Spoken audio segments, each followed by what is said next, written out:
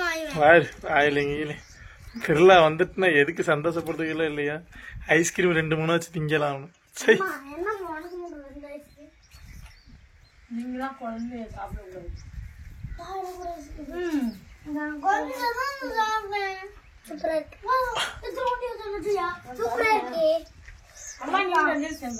நீ வரமா நீ தான் சாப்பிட்டு ஐஸ கொடுத்த வாயுல ஐஸ்கிரீம் ஐசத்தோடைய வாயில இருந்து ஐஸ்கிரீம் சாப்பிடும்போது குழந்தைகளாவே மாறிடுவோம்.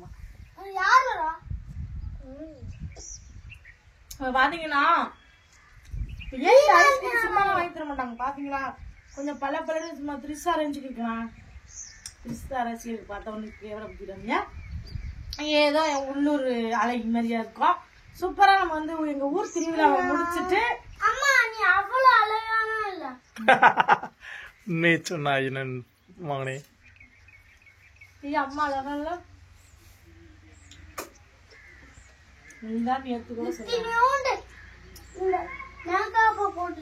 மேக்கப்பேல ஒரு காமிச்சு போறோம். சூப்பரா நம்ம திருவிழாவை முடிச்சுட்டு அப்படியே ஐஸ்கிரீம் வாங்கிட்டு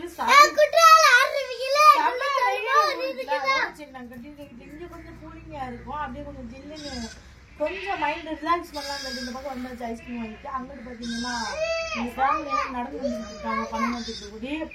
என்கிட்ட கொஞ்ச நேரம் டைம் ஸ்பெண்ட் பண்ணிட்டு அப்படியே வீட்டுக்கு போகலாம் பிளான் பண்ணிட்டு. எப்போதுமா கிட்டத்தட்ட கொடி என்னைக்கு கொடி ஏத்துனாங்களோ அதுல இருந்து இன்ன வரைக்கும் பிரம்மாண்டமா திருவிழா போய்கிட்டு இருக்கு. நேற்று நைட்டு பூசை நடந்திருக்கு. மறுநாள் விடிய காலம் 5 மணிக்கு மறு பூசனை எப்படி இருக்கு. இதுக்கு இடையில நைட்டு கச்சேரியை போட்டு 2 மணி வரை பார்த்த ஆட்கள்லாம் கண்ணு வீங்கி வந்தாங்க. அந்த அளவுக்கு ரெஸ்டே இல்லாம பண்ணிட்டாங்க. இப்ப பாத்தீங்கன்னா மறுபடியும் நைட்டுக்கு இப்ப அடுத்த கச்சேரி இருக்கு. அதை போய் நம்ம எல்லாரும் பாக்கணும். முடிஞ்ச அந்த கச்சேரியும் நைட்டை எடுத்து நான் வந்து ஆட் பண்ணி போறேன்.